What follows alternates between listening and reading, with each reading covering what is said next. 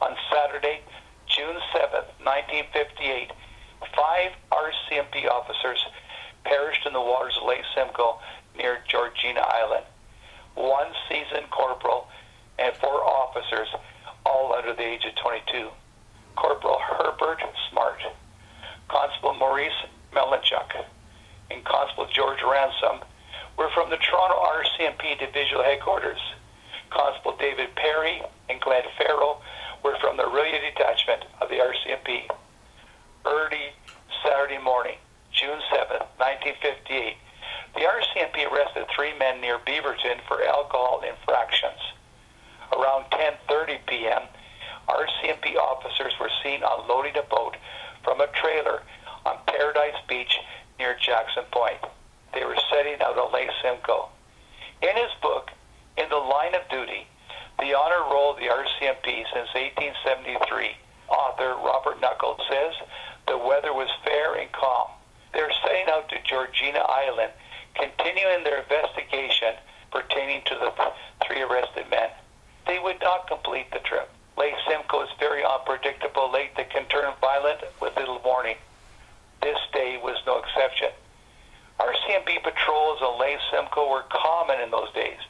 It was a forced mandate to patrol rivers and lakes as they were concerned for water safety and making sure people were abiding by the terms of the Canadian Shipping Act. Corporal Harold Walden, detachment commander of the Aurelia RCMP, became alarmed early Sunday morning when he had not received a report from the officers. It was Eric Wool of Toronto who found Corporal Smart's body floating about a mile west of Georgina Island. Hoole notified the authorities in Sutton.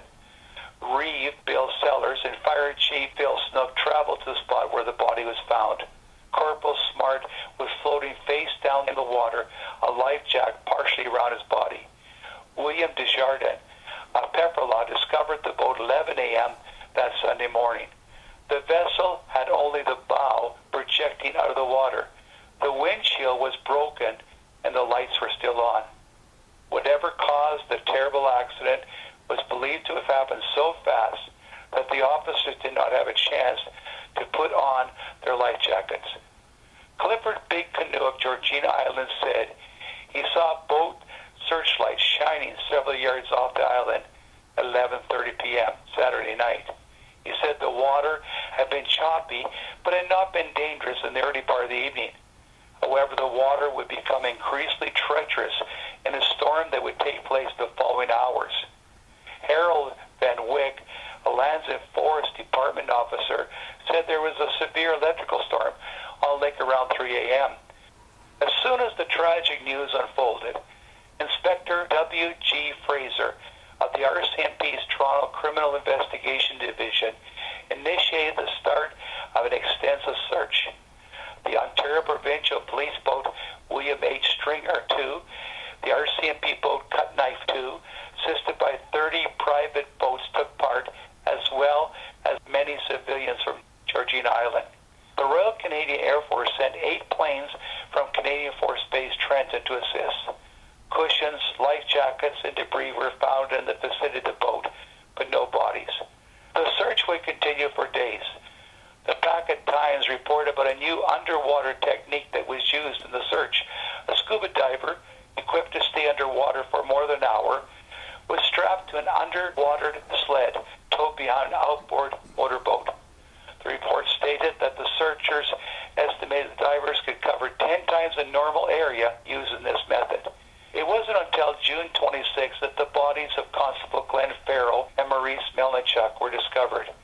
Constable David Perry's body was found June 30th. The last body recovered was Constable George Ransom on July 9th. Mrs. Smart was not concerned when Corporal Smart did not return home. Smart's work would often keep him away for many hours. Smart was known as a good swimmer and an active sportsman. He had taken swimming instruction during his RCMP training. Perry and Ransom were awarded medals by the Royal Life Saving Society. Lake Simcoe can be cold even in June. The temperature on the lake that day was 52 degrees Fahrenheit on the surface and 40 47 degrees a few feet below. The boat the RCMP officers navigated was 14 feet in length with a 35 horsepower motor. There was a controversy over the size of the boat. An inquest was held. Some believe the boat to be too small for the weight they carried. Inspector K.W. Lockwood of the RCMP Marine Section felt the boat was adequate to hold the 5 officers.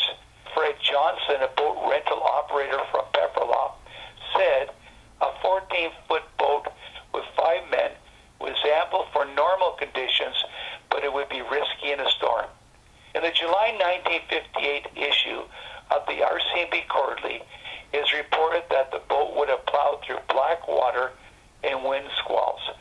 The article went on to say the squalls would have risen up from the west, whipping up heavy waves. It's believed the boat was overcome by 1.4 meter waves. The debate would continue. Whatever took place that day robbed the world of 5 heroes who were willing to dedicate their lives for service. These officers were so young, and sadly Constable Farrell, Melanchuk, and Perry had not even completed 1 year of service when this tragedy took place. As an RCMP chaplain, it was an honor for me to be a part of a 50th anniversary tribute for these fallen members of the RCMP Toronto North Detachment, June 7th, 2008. The retired RCMP Staff Sergeant Murray Smith shared words paying tribute to the fallen comrades he knew and worked with. He was still sad in realizing he himself could have been on that fateful voyage. At memorial services, police officers will be seen wearing a small pin on their uniform with the inscription, "Heroes in life, not in death." Fitting words for the 5 RCMP officers, whose names now grace the RCMP cenotaph in Regina. We do not want to forget them.